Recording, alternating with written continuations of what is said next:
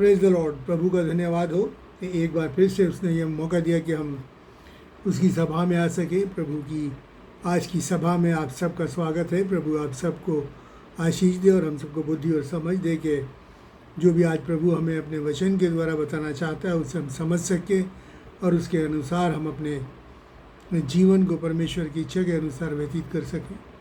हम परमेश्वर के वचन में चलेंगे और हम पवित्र बाइबल में से पढ़ेंगे यिर्मयाह नबी की पुस्तक, उसका 9वां अध्याय और 23वां और 24वां पद। यिर्मयाह 9 उसका 23 और 24। और परमेश्वर का वचन हमें यहाँ इस तरीके से बताता है। परमेश्वर यूँ कहता है कि बुद्धिमान अपनी बुद्धि पर घमंड ना करे, ना वीर अपनी वीरता पर और ना धनी अपने धन पर घमंड करे, परंतु जो घमंड करे वो इस बात पर घमंड करे कि वो मुझे जानता समझता है कि मैं वही परमेश्वर हूँ जो पृथ्वी पर करुणा, न्याय और धर्म के काम करता है, क्योंकि मैं इन्हीं बातों से प्रसन्न होता हूँ। परमेश्वर अपने वचन के पढ़े और सुने जाने पर बहुतायत से आशीष दे।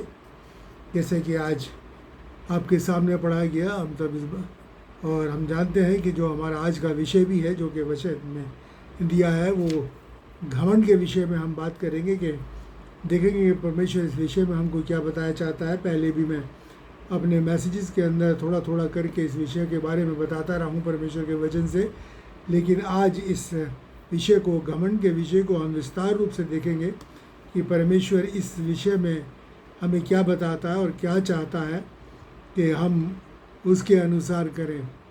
और हम पढ़ेंगे नीति वचन की पुस्तक, उसका 21वां अध्याय और 4 पद में लिखा है कि चढ़ी आँखें, घमंडी मन और दुष्टों की खेती तीनों पाप में हैं।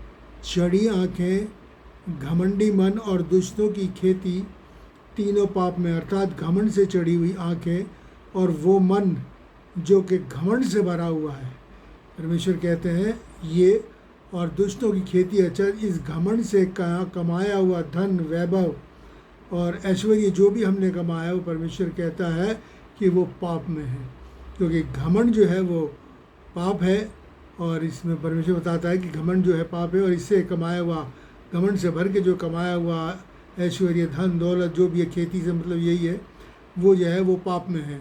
और देखिए परमेश्वर का वचन नीति वचन 16 और उसके 5 में और हमें क्या बताता है। सब मन के घमंडियों से प्रभु घृणा करता है, ऐसे लोग निर्दोष नहीं ठहरेंगे।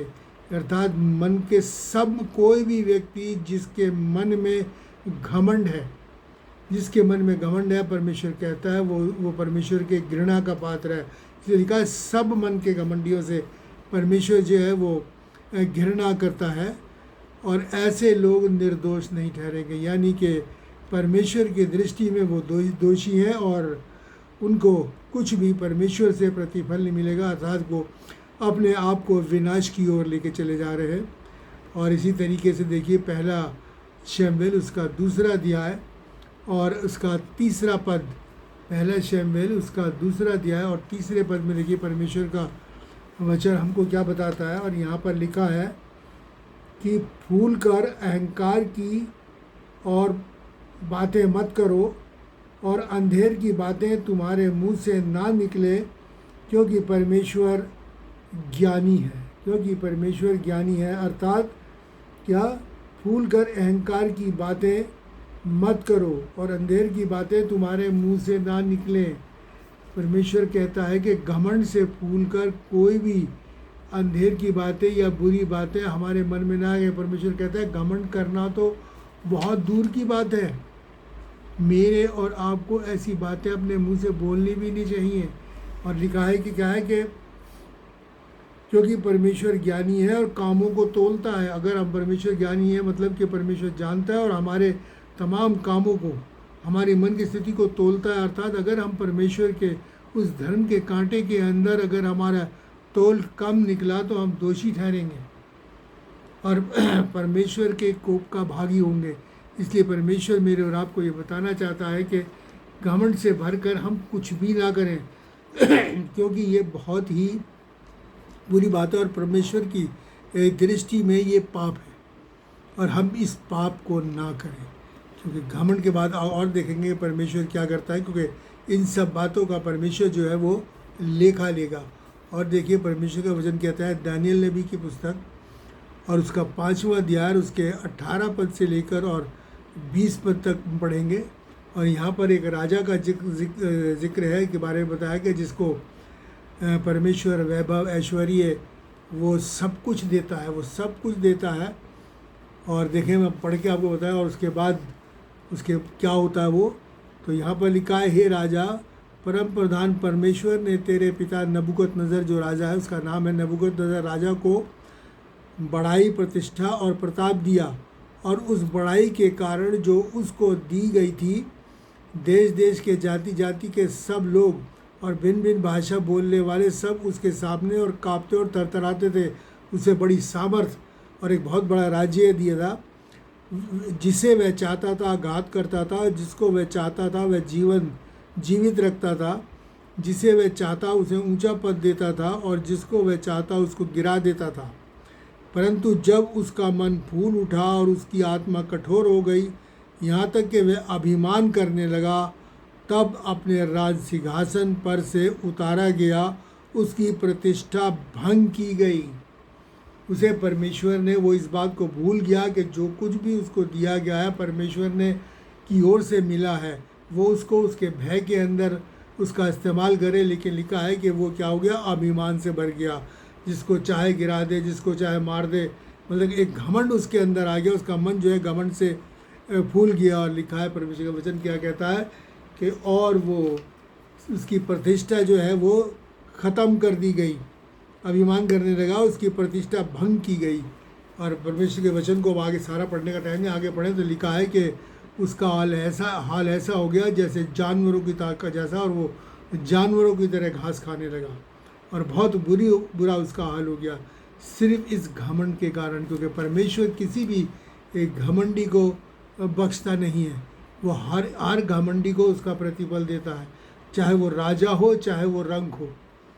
क्योंकि ये पाप है और परमेश्वर का पाप से कोई मेल नहीं, इसलिए ये करना हर एक मनुष्य के लिए, चाहे राजा या रंग कोई भी हो, उसके लिए बहुत हानिकारक है। और देखिए कि यशायाह नबी की पुस्तक उसका 28वां पद और उसका पहला और तीसरा पद, 28वां अध्याय पहला और तीसरा पद मैं आपके सामने पढ़ूंगा। और यहाँ पर बड़ा अच्छा लिखा है कि घमंड के मुकुट पर हाय, घमंड के मुकुट पर हाय, और उनकी भड़कीली सुंदरता पर जो मुरझाने वाला मुकुट है।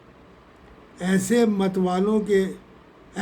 वालों के घमंड का मुकुट पाँव से लताड़ा जाएगा। कितनी बड़ी बात परमेश्वर ने अपने वचन में दी है कि इंसान समझ जाए और चेत जाए। लिखा है कि घमंड के मुकुट, जो भी वैभव प्रतिष्ठा हमने प्राप्त की है उस घमंड के अंदर, या जिसे हम अपने मुकुट सोचते हैं कि हम बहुत घमंडी, अपने सिर पर मुकुट की तरह से धारण किए कहते हैं, वो कहता है और तुम्हारे भड़कीले वस्त्र, जो वैभव जो तुमने हासिल किया है, वो कहता है वो एक उस फूल की तरह है जो कि मुरझा जाता है, बेकार है, वो सदा ठहरेगा नहीं। ऐसे मन वाले घमंड का मुकुट जो है पाँव से लताड़ा जाएगा। अर्थात कि ऐसे जो घमंडी है उनका जो ये वैभव और जो ये शान और शौकत, भड़कीले वस्त्र से मतलब ये है, और धन संपदा जो कुछ भी उन्होंने कमाई है वो पैरों से रोन दी जाएगी, उनके कुछ भी काम नहीं आएगा। और दिखाएगा, और उस क्या होगा, उसका प्रतिफल क्या होगा, अपमान और लज्जा का उन्हें सामना करना पड़ेगा। ये परमेश्वर का वचन बताता है। तो इस घमंड से प्राप्त किया हुआ, सिर्फ घमंड करना नहीं, उससे प्राप्त किया हुआ वैभव भी पैरों से रौंदा जाएगा। चाहे हम कितने बड़े पद पे पहुंच जाएं, कितना बड़ा मान सम्मान हासिल करने, परमेश्वर कहता है घमंड से प्राप्त की गई जो खेती है, घमंडियों की खेती है, वो से पहले हमने पढ़ा था, वो सब व्यर्थ है। इस तरह वचन बहुत अच्छी बात लिखी है कि वो पाँव से लताड़ा जाएगा। और देखिए परमेश्वर का वचन क्या कहता है, हिजकीएल नबी की पुस्तक उसका 28वां अध्याय और 13 से 17 पद। हिजकीएल नबी की पुस्तक उसका 28वां अध्याय और 13 से 17 पद। और यहाँ पर परमेश्वर के उस स्वर्गदूत का जिक्र है, उसका रूप का जिक्र है, जो कि परमेश्वर के प्रधान स्वर्गदूतों में से एक था, जो बहुत प्रतिष्ठित था। परमेश्वर ने उसे बहुत प्रतिष्ठा मान सम्मान दिया था, और बड़ा सुंदर उसको बनाया था। कहा जाता है कि वो परमेश्वर की क्वायर का लीडर भी था, स्वर्ग में जो परमेश्वर की क्वायर है उसका लीडर भी था, क्योंकि उसके जो इंस्ट्रूमेंट्स हैं, साज हैं, वो उसी में सिरजे गए थे। हम पढ़ दें, इसके 13 से और 17 पद में लिखा है, तू परमेश्वर के अदर नामक बारी में था, तेरे पास आभूषण, मणिक, पराग, हीरा, फिरोज़ा, सुलेमानी मणि, यशब, नीलमणि, मरकत और लाल, सब भांति भांति के मणि और सोने के पहरावे थे। कितना प्रतिष्ठित प्रभु ने कहा था उसे, कि कितनी मणियों से वो सुसज्जित था। तेरे डफ और बांसुरियाँ तुझी में बनाई गई थी, यानी कि जब वो हाथ उठाते, पंखों को उठाता था तो डफ और बांसुरियाँ बजा करती थी, यानी कि वो इसीलिए कहा जाता है कि वो उनकी क्वायर का लीडर था। बड़ी मधुर संगीत उसमें से निकला करता था, बनाई गई थी। जिस दिन तू सिरजा गया उस दिन वे सब भी तैयार की गई। परमेश्वर ने तुझे ये सब दिया था, ये सब तुझ में सिरजा था, ये सब तुझे बनाया गया था, तैयार की गई। तू छाने वाला अभिषिक्त करूब, करूब यह है परमेश्वर के स्वर्गदूतों की एक किस्म है जिसको करूब है। और मैंने तुझे ऐसा ठहराया कि तू परमेश्वर के पवित्र पर्वत पर रहता था, तू आग सरीखे चमकने वाले मणियों में चलता फिरता था। अर्थात हम जानते हैं कि जैसे कि शादी ब्याहों में रास्ते में लाइट्स लगा दी आती है और बड़ी खूबसूरत लगती है जब उनके बीच में चलते हैं, लेकिन यहाँ पर परमेश्वर कहता है कि तू आग सरीखे नेचुरल मणियाँ जो कि चमकती हैं, जगमगाती हैं, उनके बीच में तू चला फिरता था। कितनी प्रतिष्ठा और मान जो है परमेश्वर ने उसे दिया। और जिस दिन तू सिरजा गया, जिस दिन तक तुझ में कुटिलता ना पाई गई, उस समय तक तू अपनी सारी चाल चलन में निर्दोष रहा, परंतु लेन देन की बतायत के कारण उपद्रव से भर गया, पापी हो गया। इसी से मैंने तुझे अपवित्र जानकर परमेश्वर के पवित्र पर्वत पर से उतारा। हे छाने वाले करूब, मैंने तुझे आग सरीखे चमकने वाले मणियों के बीच से नष्ट कर दिया, अर्थात उसे गिरा दिया, उसे पृथ्वी पर पटक दिया। और आप जानते हैं ये करूब कौन है, आज इसे किस नाम से जाना जाता है? इसे शैतान के नाम से जाना जाता है, इसे शैतान के नाम से जाना जाता है। और नरक जो है, जिसके परमेश्वर बताता है, मत्ती 24 में लिखा है, ये शैतान और उसके दूतों के लिए तैयार किया गया, यानी शैतान और उसके फॉलोअर्स के लिए ये नरक तैयार किया गया। उसके लिए नरक में वो डाला जाएगा। उसका अंत जो है अब वो विनाश है, क्योंकि वो घमंड से भर गया। इतनी सुंदरता, इतना सब कुछ साक्षात परमेश्वर के सम्मुख रहा करता था, लेकिन फिर भी उसने घमंड से भर गया। और घमंड में भर के उसने कहा कि मैं अपना सिंहासन परमेश्वर के तुल्य बनाऊंगा, और उससे भी बड़ा बनने की उसने मन में कामना रखी। और परमेश्वर ने लिखा है उसे गिरा दिया गया, पटक दिया गया नीचे। और उसका जब अंत है वो नरक की आग है, जिसमें कि वो अंत में डाला जाएगा। इसलिए घमंड जो है परमेश्वर के सामने, घमंडी ना घमंड से भरा हुआ व्यक्ति, परमेश्वर चाहे वो कोई भी क्यों ना हो, कितना भी मान सम्मान हासिल किए हुए क्यों ना हो, वो परमेश्वर के सामने व्यर्थ है। उसका स्थान नरक है, वो नरक में ही डाला जाएगा। ये परमेश्वर का बैन नहीं, बल्कि परमेश्वर का वचन कहता है। और देखिए परमेश्वर का वचन किस तरीके से मेरे और आपको हिदायत देता है, मेरे और आपका मार्गदर्शन करता है। नीति वचन 16 और उसके 18वें पद में लिखा है, विनाश से पहले गर्व और ठोकर खाने से पहले घमंड होता है। जैसे मैंने उस राजा के विषय में बताया, इस स्वर्गदूत के विषय में बताया कि विनाश से पहले घमंड और ठोकर खाने, विनाश से पहले गर्व और ठोकर खाने से पहले घमंड होता है।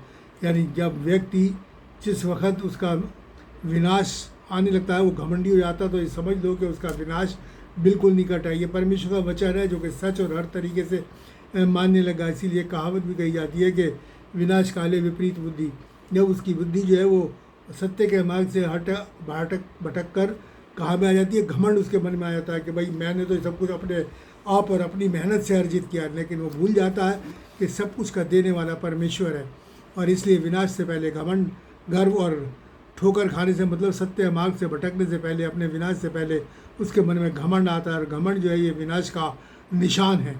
और जो घमंडी है वो ये जान लें कि या तो पश्चाताप करे और इस घमंड को छोड़ दें, वरना वो विनाश के कगार पर खड़े हैं। और इसी तरीके नीति वचन 11 और उसका दूसरे पद में क्या लिखा है, जब अभिमान होता है तो अपमान भी होता है, नर्म लोगों में बुद्धि पाई जाती है। जब अभिमान होता है तो अपमान भी होता है। यानी कि जब इंसान अभिमानी हो जाता है तो ये जान ले कि उसका अपमान उसकी बेइज्जती उसके सामने खड़ी है, उसका विनाश उसके सामने खड़ा, उसका गिराया जाना उसके सामने खड़ा, उसका घमंड का मुकुट जो है तोड़ा जाएगा, पैरों से रौंदा जाएगा। और और नम्र लोगों में बुद्धि पाई जाती है। हम जानते हैं कि नम्रता परमेश्वर का, प्रभु यीशु मसीह का गुण है, और जिसमें ये गुण पाया जाता है वो अपने आप को इससे बचाए रखता है, या ये गुण उसको इस घमंड से बचाए रखता है, क्योंकि वो नम्र और दीन बना रहता है। और ये चीज़ अंत के दिनों में परमेश्वर के वचन में ये भविष्यवाणी की गई है कि यह अंत के, आज से 2000 साल पहले, कि अंत के दिनों में ये चीज़ें बहुत पाई जाएगी। परमेश्वर के वचन 2 तीमुथियुस उसका 3 अध्याय और उसके पहले 5 पद मैं आपके सामने पढ़ दूँ, जहाँ पर ये भविष्यवाणी की गई है, जो कि आज से लगभग 2000 साल पहले की गई है। और यहाँ क्या लिखा है, पर यह स्मरण न के अंत के दिनों में कठिन समय आएंगे, क्योंकि मनुष्य स्वार्थी, लोभी, डींगमार, अभिमानी,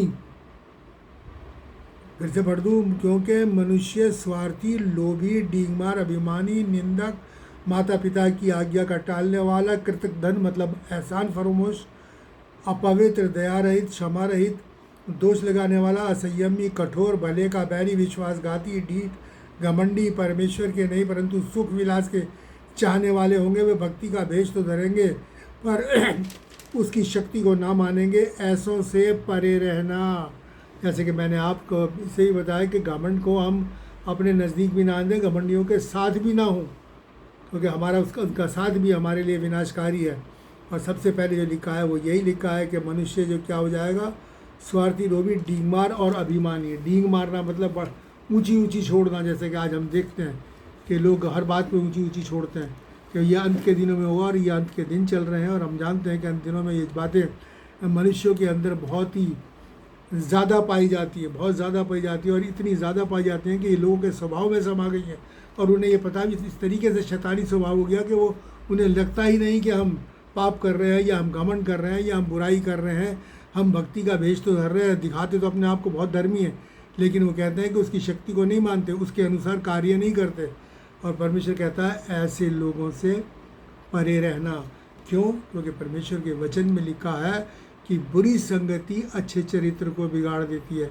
इसलिए मेरे और आपको इस बुरी संगति से हर हाल में बचना है, इस पाप में संगति से अपने आप को दूर रखना है, जो कि घमंडियों की है, निंदक की है, डींगमार की है, जो माता पिता की आज्ञा को नहीं मानते, जो अभिमानी है, जो अपवित्र है, दयारहित, क्षमा रहित और असंयमी, कठोर, भले के बैरी, विश्वासघाती, ढीठ और घमंडी है। ऐसे लोगों से परमेश्वर का वचन कहता है अपने आप को अलग रखो, कहीं ऐसा ना हो कि तुम भी उस स्वभाव में ढल जाओ और अपने उस अनंत जीवन को, हमेशा के जीवन को, उस स्वर्गीय जीवन को जो है वो खो दो।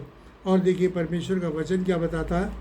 परमेश्वर बताता है, नीति वचन 13 और 10 में लिखा है, रगड़े झगड़े केवल अहंकार ही से होते हैं। ये परमेश्वर का वचन है। रगड़े जितने भी झगड़े फसाद इस संसार के अंदर पाए जाते हैं, या मैं कहूँ कि हमारे परिवार में पाए जाते हैं, समाज में पाए जाते हैं, शहर में पाए जाते हैं, देश में पाए जाते हैं, संसार में पाए जाते हैं, वो सिर्फ इस अभिमान के कारण है, इस घमंड के कारण है। क्योंकि ये बात मैं नहीं, ये परमेश्वर का वचन कह रहा हूँ। इस घमंड के कारण ही हम देखें कि आज संसार जो है कितना दूषित हो चुका है और कितना जो है वो बिगड़ गया है, और ये घमंड जो है हमारे लिए कितना हानिकारक है। और देखिए परमेश्वर का वचन याकूब उसका 4 अध्याय और 6 पद में क्या कहता है। यहाँ लिखा है, परमेश्वर अभिमानियों का विरोध करता है और दीनों पर अनुग्रह करता है। परमेश्वर अभिमानियों का विरोध करता है और दीनों पर अनुग्रह करता है। कैसा अनुग्रह? परमेश्वर के वचन इसमें याकूब 4:10 में लिखा है कि तुम परमेश्वर के सामने दीन बनो, वो तुमको शिरोमणि करेगा। ये अनुग्रह परमेश्वर का है कि वो शिरोमणि मतलब सर्वोच्च बनाएगा, एकदम टॉप पे बनाएगा। और वो मुकुट जो परमेश्वर मेरे और आपको नम्रता और दीनता के कारण दिया है, वो पैर से नहीं कुचला जाएगा, बल्कि हमें स्वर्ग तक लेके जाएगा। लेकिन अभिमानियों का विरोध करता है। और इस बात को हम जांच लें, अच्छी तरीके से अपने मनों में बिठा लें कि मनुष्य, कोई भी मनुष्य इस पूरी पृथ्वी पर ना तो ऐसा हुआ, ना होगा और ना है जो परमेश्वर के विरोध का सामना कर सके। इतनी सामर्थ्य किसी मनुष्य में नहीं है। इसलिए मैं सोचता हूँ कि हमें इस घमंड रूपी जो बात है, इससे मेरे और आपको हमें अलग रहना चाहिए। क्योंकि अगर परमेश्वर हमारे विरोध में आ गया तो हमारा क्या हल होगा। परमेश्वर नीति है, रोमियो की पत्री उसके 8वें अध्याय में लिखा है कि यदि परमेश्वर हमारी ओर है तो हमारा विरोधी कौन। और यदि हम इसका उल्टा देखें तो वहाँ पर क्या क्या क्या क्या निकलेगा। और यदि परमेश्वर हमारे विरोध में आ गया तो फिर हमारा साथी को, फिर कोई हमारा साथ नहीं दे सकता, क्योंकि फिर हमारे लिए नाश होना निश्चित है। और देखिए परमेश्वर का वचन क्या कहता है, यशायाह नबी की पुस्तक उसका 2 अध्याय और उसके 12वें पद में यहाँ न्याय के विषय में न्याय के दिन के विषय में बताया है, उसका 2 अध्याय और उसका 12वां पद। और यहाँ पर लिखा है, क्योंकि परमेश्वर का दिन सब घमंडियों और ऊंची गर्दन वालों पर और उन्नति से फूलने वालों पर आएगा, वे झुकाए जाएंगे। क्योंकि परमेश्वर का दिन सब घमंडियों और ऊंची गर्दन वालों पर और उन्नति से फूलने वालों पर आएगा, वे झुकाए जाएंगे, वो झुकाए जाएंगे। परमेश्वर का दिन जिसको कि हम जानते हैं न्याय का दिन, जिसको कि क़यामत का दिन भी कहा जाता है, वो किसके ऊपर आएगा। हर ऊंची गर्दन यानी कि हर घमंडी पर, जो घमंड से अपनी गर्दन उठाए रहते हैं। और देखिए परमेश्वर का वचन गर्दन वालों पर और उस उन्नति पर, जो उस तरक्की पर, उस वैभव पर जो उन्होंने इस घमंड से कमाया है, उस पर आएगा और वो झुकाए जाएंगे, उनकी गर्दन झुकाई जाएगी, वो नीचे झुका दिए जाएंगे, बिल्कुल गिरा दिए जाएंगे। न्याय के दिन ये उनके साथ होने वाला है, क्योंकि परमेश्वर ने एक दिन नियुक्त किया है। एक वक्त को ऐसा लगता है कि बहुत अच्छे फल फूल रहे हैं, लेकिन वो ये भूल गए हैं कि वो अंत में विनाश के गड्ढे में गिरेंगे, क्योंकि उनका विरोधी और कोई नहीं, स्वयं परमेश्वर है, स्वयं परमेश्वर है। इसलिए उनके लिए कोई चांस नहीं बचेगा। लेकिन जो परमेश्वर के साथ लड़ेंगे, इसीलिए परमेश्वर के वचन में लिखा है, जो अंत तक धीरज रखेगा, जो जय पाएगा, परमेश्वर उसे अपने सिंहासन पर बिठाएगा। ये परमेश्वर का वायदा है। और देखिए अंत के विषय में और पर क्या लिखा है कि अंत के दिन क्या लिखा है, मलाकी नबी की पुस्तक और उसका 4था अध्याय और उसका 1 और 2 पद। मलाकी नबी की पुस्तक उसका 4था अध्याय और 1 और 2 पद यह लिखा है, देखो वह धधकते भट्टे का सा दिन आता है, यानी न्याय का दिन, जिस दिन परमेश्वर न्याय करेगा, आता है। सब अभिमानी और सब दुराचारी लोग अनाज की खूंटी बन जाएंगे और उस आने वाले दिन में ऐसे भस्म हो जाएंगे कि उनका पता ना चलेगा। परमेश्वर का यही वचन है। क्या देखो वो धधकते भट्टे, जब वचन में लिखा है कि वो आग के साथ आएगा और आग से हमारा न्याय करेगा। वो सब दुराचारी अनाज जैसे अनाज की भूसी को जला के राख कर दिया जाता है, फूंक दिया जाता है, उस तरीके से वो लिखा है कि वो दुराचारी लोग खूंटी बन जाएंगे और आने वाले दिन ऐसे भस्म हो जाएंगे कि उनके पता भी नहीं चलेगा, बिल्कुल उनका नाम और निशान मिटा दिया जाएगा। कौन लोग? जब सब अभिमानी और दुराचारी लोग, बुराई के चाहने वाले, उनके साथ परमेश्वर यही सलूक करेगा। लेकिन दूसरे पद में क्या कहता है, परंतु तुम्हारे लिए जो मेरे नाम का भय मानते हो, अर्थात परमेश्वर के वचन के अनुसार जीवन व्यतीत करते हो, घमंड से परे रहते हो, धर्म का सूर्य उदय होगा और उसकी किरणों के द्वारा तुम चंगे हो जाओगे। अर्थात ये कि हम लोग जो है परमेश्वर के वचन के द्वारा हम उस चंगाई को पाएंगे, उस जीवन को पाएंगे जो परमेश्वर मेरे और आपको दिया चाहता है, कि तुम निकल कर पाले हुए बछड़े के समान कूदे फांदोगे, यानी हर्ष से आनंदित होंगे, क्योंकि उसके निकट, परमेश्वर के निकट आनंद की भरपूरी है। हम उस हर्ष से, उस आनंद से आनंदित होंगे, नाचेंगे, गाएंगे और परमेश्वर की जय जयकार करेंगे। ये कार्य परमेश्वर उस न्याय के दिन करेगा। तो अब ये मेरे और आपको ये सोचना है कि हम क्या चाहते हैं, आग की खूंटी की तरह भस्म किए जाना अपने पसंद करेंगे, या परमेश्वर के उस न्याय के दिन, जिस दिन धर्म का सूर्योदय होगा, हम पाले हुए बछड़े की तरह आनंद से खुशी मनाएंगे, कूदेंगे और फांदेंगे। मेरे और आपको सोचना है। भजन संहिता 40 और उसका 4था पद, भजन संहिता 40 और उसके 4थे पद पे देखिए परमेश्वर का वचन हमें बताता है, क्या ही धन्य है वह पुरुष जो परमेश्वर पर भरोसा रखता है और अभिमानी और मिथ्या की ओर मुड़ने वालों की ओर मुंह नहीं फेरता। क्या ही धन्य है वो पुरुष जो अभिमानी, और अभिमान क्या है? मिथ्या है, यानी बेकार है, एक झूठ है, जो जिसका अंत विनाश है, ना तो अभिमानियों की ओर मुड़ता है, ना उनकी बातों, उनकी मिथ्या झूठ की बातों में मन लगाता है, क्योंकि ऐसा व्यक्ति जो है वो विनाश की कगार पर खड़ा है। जैसे पहले भी आपके बताया उसमें लिखा है, मिथ्या मुड़ने वालों की ओर मुंह नहीं फेरता, अपने आप को बुराई से और ऐसे लोगों से बचाए रखता है, क्योंकि परमेश्वर का वचन कहता है कि ऐसे लोगों से परे रहो, मेरे और आपको अलग रहना है। बार बार परमेश्वर अपने वचन में इस बात को मेरे और आपको बताता है। अय्यूब की पुस्तक उसका 35वां अध्याय और 12वें पद में क्या लिखा है, ऐसे लोगों के विषय में जो घमंड करते हैं, वे दुहाई देते हैं परंतु कोई उत्तर नहीं मिलता, यह बुरे लोगों के घमंड के कारण होता है। तो बुरे लोग जो घमंडी लोग होते हैं, परमेश्वर के सामने वो गिड़गिड़ाएं, विनती करें, प्रार्थना करें, कुछ भी करें, उन्हें कोई उत्तर नहीं मिलेगा। परमेश्वर उनसे मुंह फेर लेता है, और ये किस लिए, ये उनके घमंड के कारण होता है, क्योंकि परमेश्वर नम्र और दीन है, घमंडी से विमुख रहता है, घमंडी से अपने मुंह को फेर लेता है। और देखिए परमेश्वर ने बड़ी कठोर बात लिखी हुई है ऐसे लोगों के विषय में। लेवी व्यवस्था की पुस्तक उसका 26वां अध्याय और उसके 19वें पद के अंदर देखिए परमेश्वर हमको क्या बताता है ऐसे लोगों के विषय में। वो क्या करेगा कि मैं तुम्हारे बल का घमंड तोड़ डालूंगा और तुम्हारे लिए आकाश को मानो लोहे का और भूमि को मानो पीतल का बना दूंगा। मैं तुम्हारे घमंड का जो बल है वह मैं तोड़ डालूंगा और तुम्हारे लिए आकाश को लोहे का और भूमि को पीतल का बना दूंगा। मतलब ये कि ना तो ऊपर से आकाश से उन्हें कोई सहायता मिलेगी, ना ही पृथ्वी से उन्हें कोई उम्मीद होगी, या यहाँ कोई उनका सहायक होगा, ना ऊपर परमेश्वर उनका सहायक होगा, और ना ही मनुष्यों में नीचे धरती से उन्हें किसी प्रकार की सहायता मिलेगी। वो बिल्कुल अनाथ और अकेले हो जाएंगे और विनाश में चले जाएंगे, उस नरक की आग में चले जाएंगे जो शैतान और उसके दूतों के लिए बनाई गई। अगर इसलिए कितना भयानक है घमंड का करना, क्योंकि परमेश्वर कहता है कि अगर हमारे ऊपर से आकाश लोहे का और पृथ्वी पीतल की हो जाए और ना ही हमें कुछ हासिल हो, तो फिर हम बिल्कुल अनाथ, और अनाथ का जीवन आप जानते हैं कैसा होगा। और जिसके साथ परमेश्वर नहीं है, परमेश्वर के विरोध में, उसके लिए समझ लीजिए कि संसार में कहीं पर भी कुछ नहीं बचा है, उसके लिए केवल और केवल विनाश ही बोया गया है।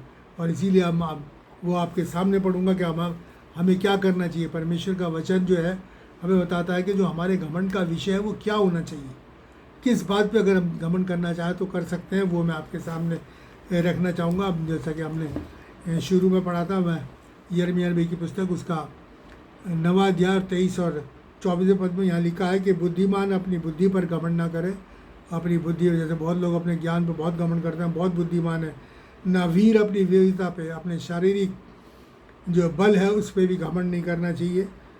और ना धनी अपने धन पर कि मैं अपने धन से बहुत कुछ कर लूँगा, बहुत धन अर्जित कर लूँगा। आजकल धन के लोभी हो रहे हैं, जैसे कि अभी हमने पढ़ा था दूसरे तीमुथियुस की पत्री में कि लोग धन के लोग घमंड करें। और लिखा है परंतु जो घमंड करे वो इस बात पे करे कि वो मुझे जानता और समझता। ये मेरे और आपके लिए बहुत ज़रूरी है कि जो घमंड जो हम करें वो इस बात पे करें कि हम परमेश्वर को जानते और समझते हैं, समझ बूझ कर हम उसे जानते हैं। परमेश्वर के बारे में नहीं, परमेश्वर के बारे में तो बहुत जानते हैं, परमेश्वर को जानना, उसको अपने हृदय के अंदर उतारना और समझ के साथ उसके वचन के अनुसार चलने के अनुसार। ऐसे नहीं कि वो भक्ति का भेष तो धरे लेकिन भक्ति की शक्ति से अपने आप को अलग रखें, ये है वो। इसलिए मुझे जानता और समझता है कि मैं वही परमेश्वर हूँ जो पृथ्वी पर करुणा, न्याय और धर्म के काम करता हूँ और ऐसे काम से प्रसन्न करता हूँ, वो कार्य जो परमेश्वर के कार्य। इसलिए लिखा है कि ऐसा स्वभाव रखो जैसा मसीह यीशु का स्वभाव था। यानी परमेश्वर के जो कार्य हैं, नम्रता का, दीनता का, भलाई का, करुणा का, धर्म का, वो कार्य मेरे और आपको करने हैं, क्योंकि परमेश्वर ही हमारे जीवन का आधार है। उसी ने हमको बनाया, हम उसी के हैं, अब वही हमारे जीवन का आधार है। इसलिए हम वो काम करें जो हमें स्वर्ग तक पहुँचाए, स्वर्ग के राज्य तक पहुँचाए और सदा के लिए हमें परमेश्वर के पास रखे, ना कि उस नरक की आग में जिसमें कि आत्मा लिखा इसका कीड़ा का ना मरता। मतलब सिर्फ वहाँ जलन ही जलन और जलन ही जलन, और आत्मा हमारी उस आग में जलेगी। और देखिए पहला इतिहास और उसके 16 और 10 में क्या लिखा है, वहाँ पर परमेश्वर का वचन कहता है कि उसके यानी परमेश्वर के पवित्र नाम पर घमंड करो और प्रभु के खोजियों का हृदय आनंदित हो। अगर हम उसके पवित्र नाम पर, परमेश्वर के पवित्र नाम, प्रभु यीशु मसीह के नाम पर घमंड करने का मतलब ये कि उसे हम अपने जीवन में उतार लेंगे। यही हमारे घमंड का विषय होता है, समझ के घमंड करने का मतलब ये है कि समझ के परमेश्वर के नाम पर वही कर सकता है जो परमेश्वर को अपने जीवन में उतार ले, उसके वचन को अपने जीवन में उतार ले, उसकी भलाइयों को अपने जीवन में उतार ले। क्योंकि परमेश्वर में वचन में लिखा है, परमेश्वर कहते हैं, प्रभु का नम्र और मन का दीन हूँ। ये नम्रता और दीनता मेरे अंदर जिस दिन उतर गई, उस दिन हमारे सम्मुख केवल परमेश्वर के अलावा और कुछ हमारे दिमाग में नहीं होगा। हम अपने उद्धार के कर्ता को ताकते हुए अपने जीवन का निर्वाह करेंगे और अपने आप को नम्रता और दीनता से परमेश्वर के साथ बना रहेंगे और घमंड से अपने आप को दूर करेंगे। कि आज हमने जान लिया कि घमंड कितना मनुष्य के लिए, मानव जाति के लिए कितना हानिकारक है। ये परमेश्वर के वचन ने आपको बता दिया। इसलिए अब मैं और आप जो उस बुद्धि और समझ के द्वारा जो परमेश्वर ने हमको दी है, हम परमेश्वर को जाने, समझें और उसके अनुसार जीवन व्यतीत करें और इस अनंत विनाश से अपने आप को बचा लें। परमेश्वर इन वचनों के द्वारा आप सबको आशीष दे। आइए हम प्रार्थना करें। महान और दयालु परमेश्वर, तेरा धन्यवाद करते हैं, तेरी स्तुति प्रशंसा करते हैं तेरे वचन के लिए। प्यारा परमेश्वर, धन्यवादित है जो सचमुच में मानव जाति की भलाई के लिए और पिता परमेश्वर दिन प्रतिदिन हमको बताता है कि हमें कैसा जीवन व्यतीत करना है, किन बातों से हमें अलग रहना और किन बातों को हमें अपने जीवन में उतार के रखना है। पिता परमेश्वर, हमें बुद्धि, समझ और अपनी स्वर्गीय ज्ञान से परिपूर्ण कर, ताकि पिता परमेश्वर अपने आप को बुराई से दूर रखे और प्रभु तेरे वचन से हम लोग लिपटे रहे, तुझसे अपने लिपटे रहे, तेरे नाम से लिपटे रहे, ताकि पिता परमेश्वर उस दिन, न्याय के दिन, पिता परमेश्वर हम तेरे कारण आनंदित हो, पाले हुए बछड़े के नाए आनंद से कूदें, उछलें और तेरी जय जयकार करने वाले हो सकें। प्रभु सबके लिए आशीष मांगते हुए धन्यवाद के साथ प्रार्थना प्रभु यीशु के नाम से मांगते हैं, आमीन। अब हमारे प्रभु यीशु का अनुग्रह, पिता का प्रेम और पवित्र आत्मा की सहभागिता हम सबके साथ, तमाम विश्वासियों के साथ और हर एक सुनने वाले के साथ अब से लेकर हमेशा तक होती रहे। प्रभु का धन्यवाद हो। एक बार फिर से मैं आपसे ये निवेदन करूंगा कि इस वचन को जो आज आपको दिया गया है, ज़्यादा से ज़्यादा इसको शेयर करें, लोगों तक पहुंचाएं, ताकि बहुत लोग जो है बचाए जाए और इस बुराई से दूर रह के अपने आप को परमेश्वर के निकट बनाए रखें, अनंत विनाश से बचे रहें और अनंत जीवन के भागी हों। अपने दोस्तों को, अपने रिश्तेदारों को और जितने भी जान पहचान के सबको शेयर करें।